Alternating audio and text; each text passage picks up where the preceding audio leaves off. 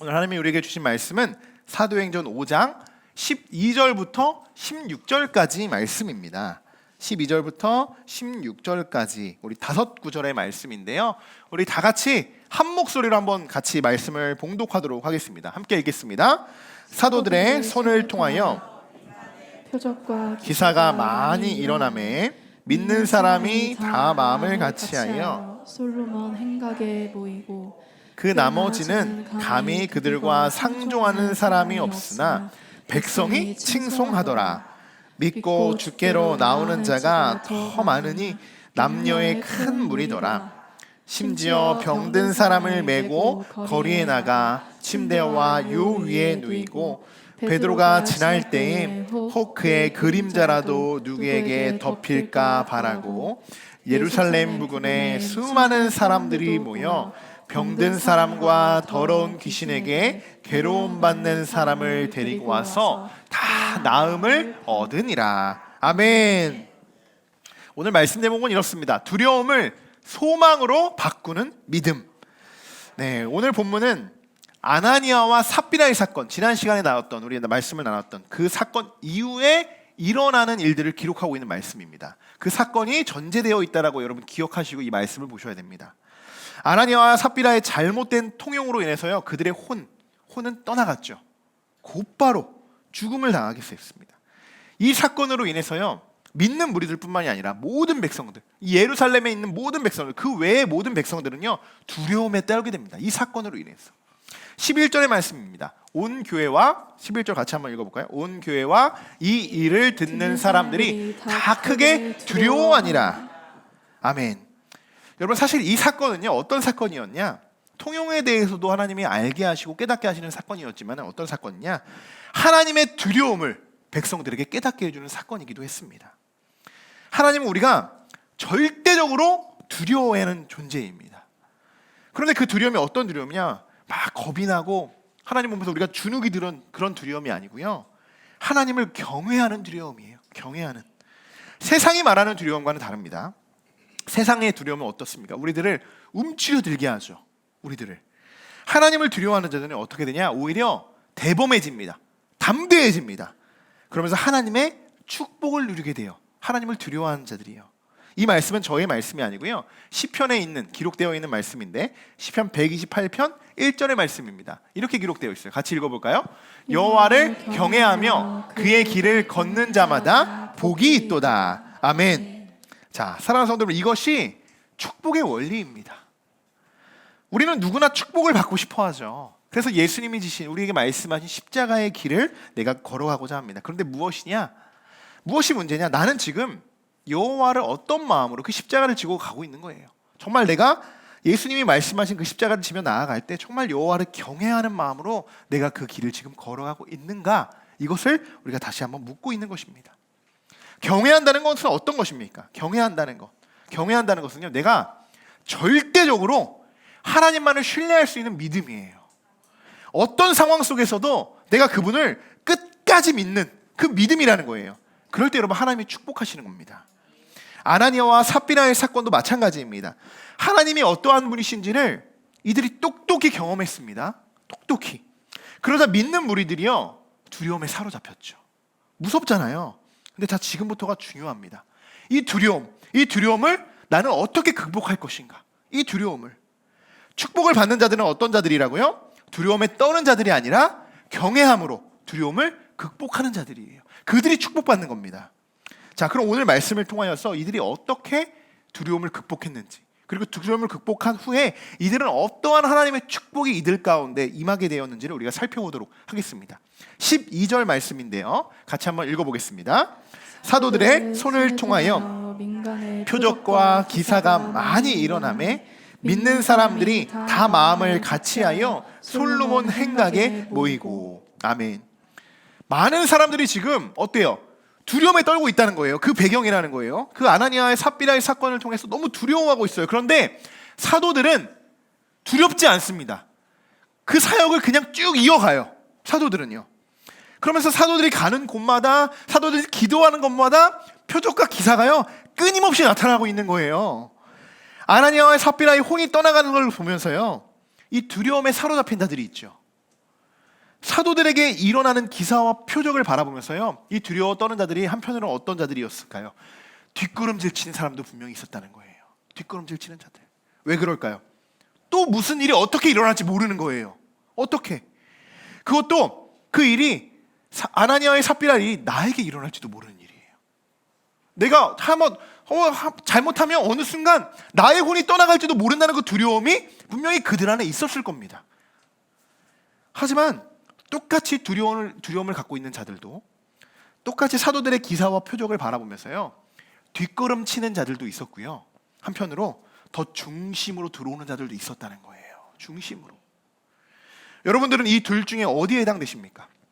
우리가 두려워하는 마음이 생겨요. 그럴 때 여러분 그냥 무조건 피하는 쪽이십니까? 아니면 반대로 두렵지만 돌진하는 쪽이십니까? 이때 우리들에게 필요한 것이요, 하나님을 경외하는 믿음인 거예요. 두렵지만 끝까지 그분을 신뢰하면서 믿고 그분으로만 우리가 향해서 나아갈 수 있는 믿음. 그 믿음이 있을 때 하나님이 축복하신다는 겁니다. 두렵죠. 지금 이 상황에서 두렵지 않은 사람이 어디 있겠습니까? 우리들 중에서 혹시나 이런 일이 일어났다고 생각해 보십시오. 그런데 그 많은 사도들의 표적이 계속적으로 일어나는 그때에 혹여나 어떤 사건으로 인해서 내 혼이 떠나가진 않을까? 라는 두려움 반드시 있을 겁니다. 저도 많이 두려웠을 것 같아요. 이 두려움 속에서 두려워하지 않을 사람은 아무도 없습니다. 자, 죽음이라는 두려움을 떨쳐내고 오직 하나님만을 바라보며 이들의 믿음은 이랬을 것 같습니다. 죽이시는 분도 하나님이시고 살리시는 분도 하나님이십니다. 이러한 고백으로 하나님을 끝까지 신뢰한다는 그 믿음은요, 정말 대단한 믿음입니다. 대단한 믿음이에요. 계속적으로 사도들의 기사와 표적이 나타날 때요, 죽음이라는 두려움을 이들은 극복합니다. 극복하고 사도들과 같이 하여서 이들이 어디에 모이냐? 솔로몬 행각에 모이게 됩니다. 한 마음으로요. 이들은 정말 대단한 믿음을 소유한 자들입니다. 정말요. 지금까지 사도행전의 말씀을 살펴보면요, 마음이라는 단어가 여러 번 등장하게 됩니다. 오늘까지 10번이나 등장해요, 이 마음이라는 단어가. 그런데 사도행전 전체에 35번이나 등장합니다. 총 굉장히 많은 숫자예요. 자, 왜 누가는 이렇게 마음이라는 단어를 여러 번 반복해서 기록하고 있을까? 그 마음은 어떤 마음일까요? 계속 반복되고 있는 부분이에요. 이 믿는 무리들은 온전히 한 마음이 되어야 된다. 한 뜻을 품어야 된다. 라고 계속적으로 누가는 강조하고 있는 것입니다. 자, 11절 하반절 말씀을 보시면요, 이렇게 기록하고 있어요. 믿는 사람이 다 마음을 같이하여 솔로몬 행각에 모이고. 여러분, 솔로몬 행각이 어떠한 곳인지 여러분 아시죠? 베드로가 말씀을 선포했던 그러한 곳이었어요. 사랑하는 성도 여러분, 하나님의 기사와 표적은요, 모이는 공동체에 부어지는 줄 믿습니다. 앞서 말씀드렸듯이 이들이 지금 마음을 같이 하여서 다시 모일 수 있는 것은요, 믿음이 있었기에 가능했던 부분이에요. 또한 믿음으로 그 하나님이 모인 공동체 안에는요, 이 믿음으로 모인 이 무리들 안에는요, 하나님 반드시 축복하십니다. 반드시 축복하십니다. 저도 이번 사도행전 강의 말씀을 이렇게 준비하면서 앞으로 우리가 성장하고 부흥할 수 있는 방법을요, 발견했어요. 이 말씀을 통해서. 뭐냐? 모이기에 힘쓰는 겁니다. 모이기에 힘쓰는 거예요. 초대교회가 어떻게 다락방에서 모여서 기도하고 이들이 어떻게 베드로의 설명하고 3,000명의 성도들이 세례받고 성령 받았잖아요. 그리고 나서 아나니아 사건을 하나님이 비추십니다. 두렵게 만들어요. 하나님의 표적과 기사가 얼마나 두려운지를 보여주십니다. 그럼에도 불구하고 어떻게 해요? 모이는 자들이 있다는 거예요. 모이는 자들이. 두려워 떠는 자들은요, 다시는 그 자리에 모이지 못할 거예요. 하나님의 성령 충만한 거, 표적과 기사가 더 이상 그들에게 나타나지 않을 겁니다. 하지만 두려움을 경외함으로 극복하는 자들에게요, 하나님의 갑절의 축복을 허락하여 주실 줄 믿습니다. 여러분, 더 이상 코로나는 우리에게 장애물이 아닙니다. 왜? 우리는 코로나를 짓눌러버리고 함께하는 교회가 일어나고 세워졌어요.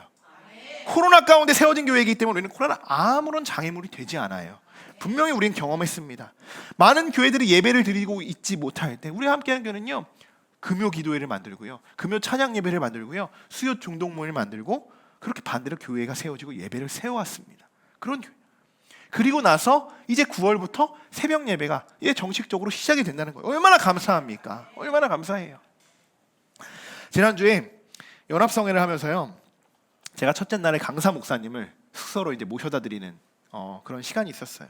잠깐 이야기를 나눕니다. 무슨 얘기를 나누겠어요, 둘이. 목사님 물으시는 거야. 목사님네 교회는 언제 세워졌습니까? 이렇게 물어보시더라고요. 그래서 저는 목사님 저희는 한 2년 2개월 정도 됐는데 한참 코로나가 이렇게 아주 심각할 때 저에게 세워졌습니다. 그러면 지금은 한 20명 정도 이렇게 모여서 예배를 드리고 있습니다. 이렇게 말씀을 드렸죠. 강사 목사님 뭐라고 하셨게요? 목사님네 교회는 코로나 때 세워진 교회이기 때문에 나중에 힘들 때 이겨낼 수 있는 힘이 반드시 있습니다. 이렇게 이야기하는 거예요.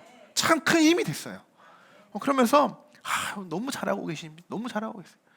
그 목사님네는 지금 많은 인원이 모여서 또 이렇게 기도하고 예배드리고 있잖아요. 그래서 저도 목사님, 우리 선배 목사님처럼 우리도 빨리 부흥하고 이렇게 하고 싶습니다. 이렇게 말씀드렸더니 지금 너무 잘하고 계신다는 거예요. 그러면서 지금 이 페이스면요, 우리 교회보다 더 커질 거라고 그렇게 축복의 말씀을 용기의 말씀이죠. 용기의 말씀을 저에게 해주셨는데 저는 하나님이 주신 사명만을 붙잡고 코로나 기간에도 이 가운데서도 두려움을 극복하고 함께하는 교회를 세워나갔습니다.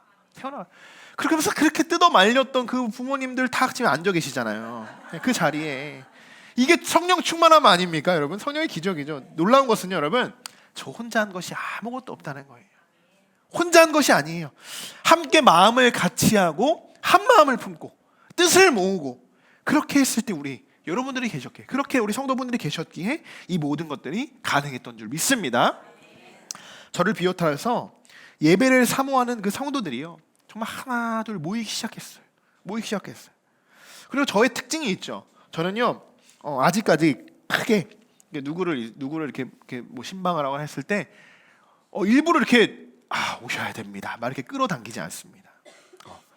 오고 가는 거는요 저의 뜻이 아니라 하나님의 뜻이기 때문에 충분히 그냥 기도하자고 말씀을 드려요. 기도하자고. 그러면서 하나님이 그 말씀을 하시는 그런 마음으로, 같은 마음을 품고 우리가 예배를 이렇게 한 명 한 명 했습니다. 그리고 하나님의 일하심을요 그냥 믿었어요. 하나님이 일하시겠지. 그리고 기도하면서 기대했어요. 그렇게 2년 2개월이 흐르고 보니까요, 여러분 앞뒤를 한번 보십시오. 얼마나 많은 성도들이 지금 함께 예배를 드리고 있습니까? 너무나도 감사하죠. 네, 저는 하나님께 정말 감사드립니다. 정말 감사드리고, 하나님이 우리 함께하는 교회를요 얼마나 사랑하시는지 저뿐만 아니라 여러분 다 느끼고 계실 줄 믿습니다. 이제 앞으로가 중요해요. 앞으로가 중요할 것입니다. 우리가 지금처럼 모이기에 힘쓰고 한 마음 한 뜻을 우리가 품기를 사모한다면 반드시 하나님께서는요 복의 복을 더하실 것입니다. 복의 복을 더하실 것이에요. 우리는 소망이 있습니다. 우리가 소망을 품고 있는 것이 있죠. 속히 지상으로 올라가기를 꿈꾸고 있어요. 속히 더 많은 이들과 우리가 예배할 수 있는 그 기쁨을 하나님께 허락해 달라고 우리가 그렇게 기도하고 있습니다. 자, 저도 하나 잘 배웠어요. 저도 늘 하던 건데 사실은 저도 이 강사 목사님에게 이 법칙이 하나 있더라고요. 바라봄의 법칙이라고. 웃으시는 분들은 다 아실 거예요. 어떤 거냐면요, 바라봄의 법칙은 뭐냐? 바라보면서 그냥 기도하는 거예요. 제가 늘 기도하고 있거든요. 저 병점역 웰타워를 보면서 저를 계속적으로 기도하고 있어요. 기도하고 있는, 그냥 바라보면서 기도하는 거예요. 여기가 하나님이 주신 것인가? 여기가 우리가 예배할 공간인가? 그러면 어떻게 된다고요? 그냥 주신다는 거예요, 하나님이. 우리도 이런 곳에서 이렇게 좀 멋지고 웅장하고 이렇게 좀 잘 갖춰진 곳에서 우리도 예배하고 싶은데, 그렇게 고백했던 그 위인덕 목사님의 그 기도를 하나님이 들으시고 지금 거기서 예배드리고 계신다잖아요. 거기도 막 금수저가 아니시더라고요, 보니까. 그죠? 열심히 하나씩 차곡차곡 해가지고 그렇게 교회 성장했는데, 그러면서 저희도 그래요. 저도 늘 바라봄의 원칙으로 기도하고 있습니다. 제가 바라보는 원칙이 사실은 웰타워만 있는 것이 아니고 여러 가지 있는데, 그렇게 바라보던 한 곳 중에 하나님이 어떻게 인도하여 주실지 저는 분명히 기대하고 있어요. 그 원칙 하나님이 이루실 줄 믿습니다. 여러분, 우리가 정말 기도하면 어떻게 됩니까? 하나님이 들으시고 응답하시는 거예요. 너무나도 간단한 원리입니다. 그 기도 가운데 나의 욕심과 나의 욕망을 채우는 기도가 아니라 하나님이 세우신 교회, 우리가 더 크게 하나님 많은 이들과 함께 기쁨으로 예배를 드리고 싶습니다 라고 우리가 좋은 마음으로 한 마음, 그것도 우리가 한 마음, 성도들이 한 마음이죠. 한 마음 한 뜻으로 그렇게 우리가 나아갈 때 하나님께서 복주고 축복하여 주시는 줄 믿습니다. 네, 저도 말씀드렸잖아요. 처음에 참 용감했어요. 처음에 우리 성도들 몇 분 계시지도 않는데 제가 그랬습니다. 제가 위로 가자고 할 때 가는 것이 아니고요, 우리 성도분들 다 만장일치로 우리 함께 올라가자고 했을 때 제가 가겠습니다라고 했어요. 무조건 우리는 만장일치가 되지 않으면 안 갑니다. 기획위원회는 무조건 우리 만장일치인데, 하나님이 한 성도 한 성도에게 각자의 다른 마음을 주시면요, 뭔가 문제가 있는 거예요. 그리고 그 기둥을 맡은, 그 담당하고 있는 정말 교회의 중축들이라고 하는 그 직분자들에게, 그 목사와 성도들에게 같은 마음을 주셔야 돼요. 저는 믿습니다. 같은 마음을. 그래서 우리가 계속적으로 같은 마음을 품기를 소망합니다. 여러분 계속적으로 바라보십시오. 바라봄의 원칙을 세우시고 누구의 기도가 센지 한번 봅시다. 여러분들이 바라보시는 거, 제가 바라보는 거 다 다르잖아요. 하나님이 이루시는 그 바라봄의 원칙을 우리가 믿고 기도할 때 하나님께서 인도하시고 응답하여 주실 줄 믿습니다. 저도 참 이번에 성회에 많은 은혜를 받았는데 여러분들도 참 많은 은혜를 받으셨을 겁니다. 저에게는 그 성회 기간 동안 이런 마음을 주시더라고요. 뭔가 우리 교회와 우리 성도분들에게 축복을 주실 거라는 것이 막 이렇게 마음에 들어왔어요. 근데 그것이 원래 제가 말씀을 잘 안 드리는데 물질적인 축복을 하나님이 부어주실 것 같다는 그런 마음이 들었습니다. 네, 아멘 소리가 좀 작긴 하지만 물질적인 축복도 하나님이 부어주실 것 같다는 마음이 들어서 뭔가 힘이 나고 용기가 나는 그런 시간이었습니다. 아멘인 줄 믿습니다. 자, 여러분 하나님이 일하실 것을 기대하시기 바랍니다. 자, 크고 은밀한 그 하나님의 일하심 정말 놀라우시죠? 곧 우리 안에 부어지고 나타날 것입니다. 믿으십시오. 자, 이번 13절의 말씀 우리 같이 한번 읽어볼까요? 같이 한번 읽어보겠습니다. 그 나머지는 감히 그들과 상종하는 사람이 없으나 백성이 칭송하더라. 아멘. 자, 13절의 말씀을 잠깐 우리가 나누고 넘어가야 될 것 같아서 13절의 말씀 우리가 같이 읽었는데요, 이 말씀과 같이 우리는 믿는 자들에게도 또 믿지 않는 자들에게도 칭송받는 사람들이 되어야 돼요. 칭송받는 사람들. 우리를 바라보면서 이런 거죠. 이렇게 코로나 속에서도 개척하는 교회가 있구나.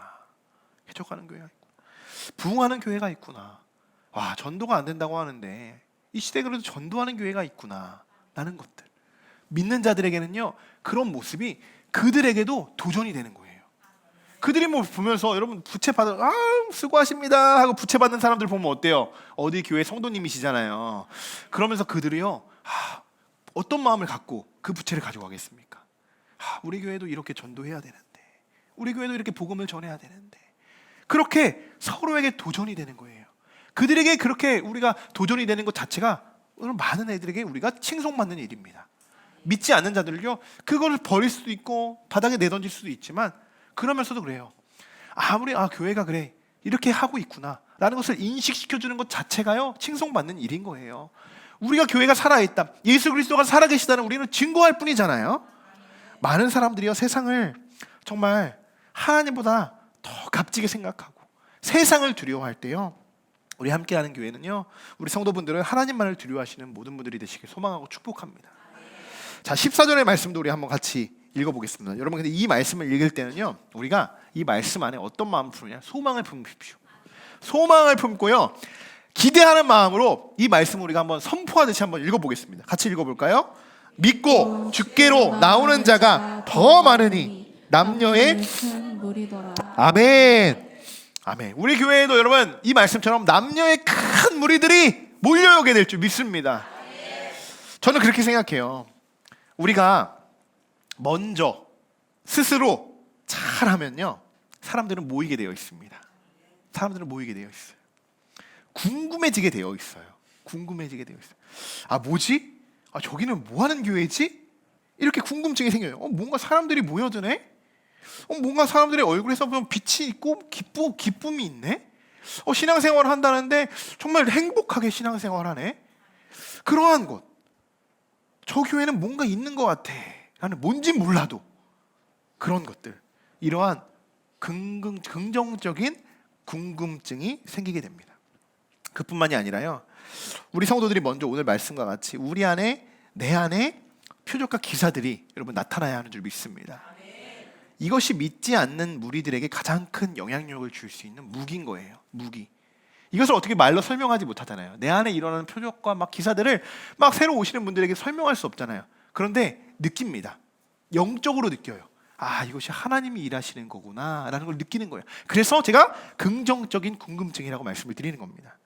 여러분, 우리가 기도할 때요, 아픈 자들이 치유받고 막 믿지 못했던 자들이 막 성령을 받는 겁니다. 연약한 자들이 회복되고 우리 안에서 영적인 통용이 일어나게 될 줄 믿습니다. 이것이 여러분 이 시대의 기사와 표적이 아닐까요? 이것이 결과적으로는요, 우리 한번 따라해 보겠습니다. 우리부터 성령 받고 한 마음이 되어 축복받자. 네, 우리 안에서 표적과 기사가 일어나면요, 부흥은 자연스럽게 되는 거예요. 사도 바울이 설교를 하고 선포하고 성도들이 3,000명이 한 번에 생겼잖아요. 성도들이 한 번에. 뭐 사도 바울이 오늘 뭐 VIP 초청 잔치를 했나요? 이 시대에 막 오시면 뭐 많은 분들에게 뭐 전도 대상자에 뭐 상을 걸었나요? 전혀 그런 이벤트적인 거에 전혀 없었어요. 베드로는 하나님의 말씀을 충실하게 전하고 그 옆에 그 말씀을 받는 자들은 충실하게 그 말씀을 받고 기도하고 성령 받아서 그곳이 부흥되는 거예요. 교회는 그렇게 부흥되어야 되는 거예요. 성령 충만함으로 부흥되어야 하는 거예요. 여러분, 절대적으로 우리 교회 안에서 어떠한 일들로 인해서 뭐 프로그램이나 뭐 이런 것들로 인해서 우리가 부흥되어지는 것이 아니라는 걸 여러분 기억하셔야 됩니다. 여러분, 내 안에 우리가 고백했던 우리부터 성령 받고 한 마음이 되는 게 중요합니다. 우리부터. 제가 말씀드리잖아요. 매번 말씀드리잖아요. 하나님은 이렇게 비전교회들, 개척교회를 세워가는 성도들 절대로 그만두시지 않을 거예요. 그냥 두시지 않을 거예요. 우리가 뭐 축복받기 위해서 이 교회를 섬기는 것도 아니겠지만 하나님은 무엇보다요, 무엇을 보시냐면요, 이 비전교회, 하나님의 교회를 조금 더 세워나가는 이것에 동참하는 성도들의 중심을 보는 마음을 보시는 거예요. 그 중심을 보시기 때문에 그들 삶 가운데요, 자녀들, 그리고 사업장, 그리고 그 모든 주변의 모든 인간 관계들까지요, 하나님이 정말 축복, 그 축복이 30배, 60배, 100배까지 하나님의 넘치는 축복을 받으실 줄 믿습니다. 여러분, 정말 잘 오신 거예요. 정말 잘 오신 거예요. 개척교회 가면 힘들다고 하잖아요. 힘든 거 있어요, 여러분? 대청소하는 거 조금 힘드나? 조금 힘드나? 힘들지 않잖아요. 우리 그냥 하던 대로만 하면 되는 거예요. 저희가 뭐 와가지고 막 뭐 교육을 몇 시간씩 시키고 그러지도 않잖아요.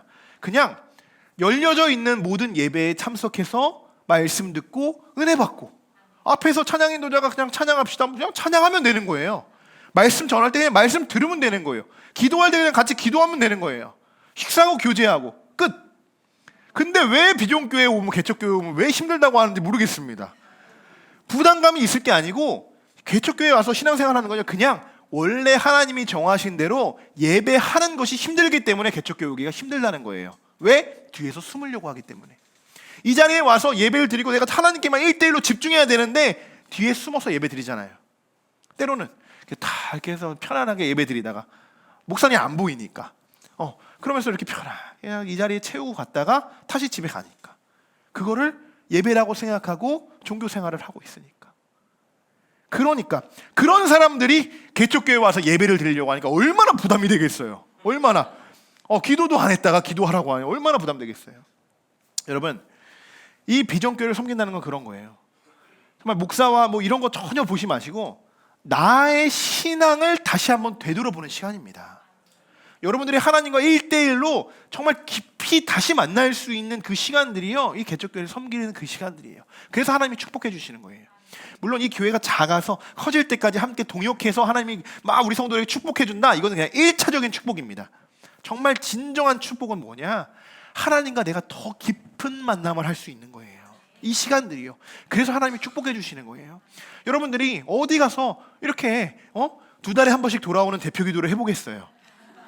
어디 가서 중보기도도 하고 어디 가서 내가 앞장서서 전도도 해보시고 식사도 섬겨보시고 어디 가서 이렇게 물걸레로 청소도 해보겠어요?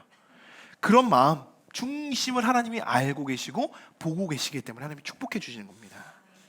자, 마지막으로 우리 한 부분만 살펴보고 말씀을 마치겠는데요, 15절이에요. 오늘 예루살렘에서 어떤 일들이 일어났는지 같이 한번 말씀 읽어보겠습니다.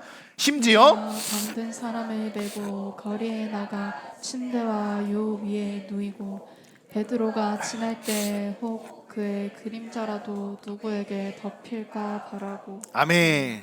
자, 여러분 어떤 상황이 떠오르십니까? 누가 떠오르세요? 예수님이 떠오르지 않으세요? 예수님이 공생애 동안 사역했던 그런 모습들이 떠오르잖아요. 예수님이 한번 어디에 딱 나타나시면 어때요?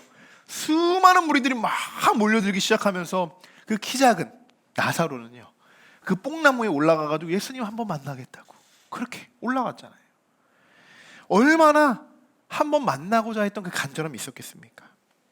마치 혈루병을 앓았던 예수님의 옷자락을 만져 그 병이 나았던 것처럼 지금 사람들은 병든 사람들을요 메고 밖으로 나와요. 근데 참 놀랍죠. 막 침대까지 들고 막 욕까지 들고 나와가지고 막 그렇게 지금 하고 있는 거예요. 예루살렘에 얼마나 지금 큰 소동이 일어났겠습니까? 예루살렘 안에. 자, 그런데 어떻게 해요? 베드로가 지날 때요 혹 그의 그림자라도 누구에게 덮일까 바라고 있습니다. 바라고 있어요. 정말 예수님과 같은 그런 사역의 표적의 기사를 이 지금 제자들이 정말 성령 충만함으로 잘 사역을 감당하고 있다는 것을 보여주고 있는 거예요. 사도들의 기사와 표적이 얼마나 강했는지를 강하게 역사하고 있는데 그것을 보여주는 거죠. 사람들이 병고침을 받기 위해서 얼마나 그들의 표적과 기사가 놀라웠기에 이렇게까지 했을까? 이렇게까지. 베드로의 그림자라도 내게 밝히면 어때요? 그 믿음이잖아요. 그들이 낫겠다라고 믿는 거예요. 베드로의 그림자라도. 그리고 여러분 16절 같이 한번 읽어봐요. 16절도 읽어볼까요? 예루살렘 부근에 수많은 사람들도 모여 병든 사람과 더러운 귀신에게 괴로움 받는 사람을 데리고 와서 다 나음을 얻느니라. 아멘. 아멘. 데리고 와서 다 나음을 받았다는 거예요. 다. 한두 명, 어떠다가 한 명이 아니에요. 내가 믿음으로 데리고 나온 그 모든 사람이 다 나음을 받았다는 거예요. 다. 여러분 예루살렘이 뿐만 아니라 그 주변에 있는 사람들도요 이 소식을 들은 거예요. 이 소식을 듣고요 다 사도들에게 나옵니다. 모두 고침을 받게 되는 거예요. 얼마나 놀라운 하나님의 역사입니까? 자, 다시 한번 따라해 보겠습니다. 데리고 옵시다. 여러분 머릿속에 딱 떠오르는 사람이 있죠? 데리고 오세요. 데리고 오세요. 자, 한 번 더요. 안 오면 잡아서라도 옵시다. 네. 여러분 세상에는 고칠 수 없는 수많은 질병과 괴로움이 있어요. 세상에서는 절대로 고칠 수 없는 것들이 있습니다. 아무리 의학이 발달했다고 해도요 아직도 우리에게는 새로운 바이러스들이 매 시간마다 등장하고 있어요. 지난 코로나도 그렇잖아요. 지금은 코로나가 감기처럼 또 지나가고 그 바이러스가 면역되고 있지만 그때 당시에는 정말 수많은 사람들이 목숨을 잃을 정도로 아주 강력했던 전 세계가 팬데믹 상황에 빠졌던 아주 위험한 사건 바이러스 중에 하나였잖아요. 인간의 나약함이 얼마나 나약함을 하나님이 보여주시는 거예요. 얼마나 우리가 할 수 있는 게 뭐가 있어요? 백신 만들고 아무리 하면 뭐예요? 그 백신도 부작용이 있는데 그것이 인간이라는 거예요. 그런데 어떻게 해요? 하나님 앞에 나와야만 고침받을 수 있는 거예요. 하나님 앞에 우리가 아무리 아프다고 해도요 하나님께 기도하면요 그 병이 치유될 수 있는 겁니다. 근데 그것이 어떻게 해요? 믿음이 없으면 치유될 수 없는 거예요. 믿음이 될 수. 이것이 혹시나 나을 수 있을까? 혹시나 가능할까? 아니요. 그렇게 하면요 그냥 병원 가는 게 빠르고요. 믿음으로 이 모든 것을 하나님이 능히 하실 수 있을 것이야. 나의 모든 거 하나님이 주관하고 계셔. 그렇게 믿음으로 여러분이 하나님께 기도한다면 반드시 하나님께서 고쳐주실 줄 믿습니다. 반드시 고쳐주실 줄 믿습니다. 저는 오늘 이런 모습이 이 시대의 참된 교회의 모습이라고 생각합니다. 이러한 모습이 그림자라도 덮이고 싶어하는 사람들이 찾아오는 교회가 되어야 합니다. 세상에서 고침을 받지 못하는 사람들이 찾아오는 교회가 되어야 하고요 표적과 기사들이 일어나는 것을 보고 많은 이들이 몰려올 수 있는 그런 교회들이 함께하는 교회가 되기를 간절히 소망하고 축복합니다. 그렇게 되기 위해서는 여러분 어떻게 해야 된다고요? 우리 안에 먼저 기사와 표적이 일어나야 되는 겁니다. 일어나야 되는 거예요.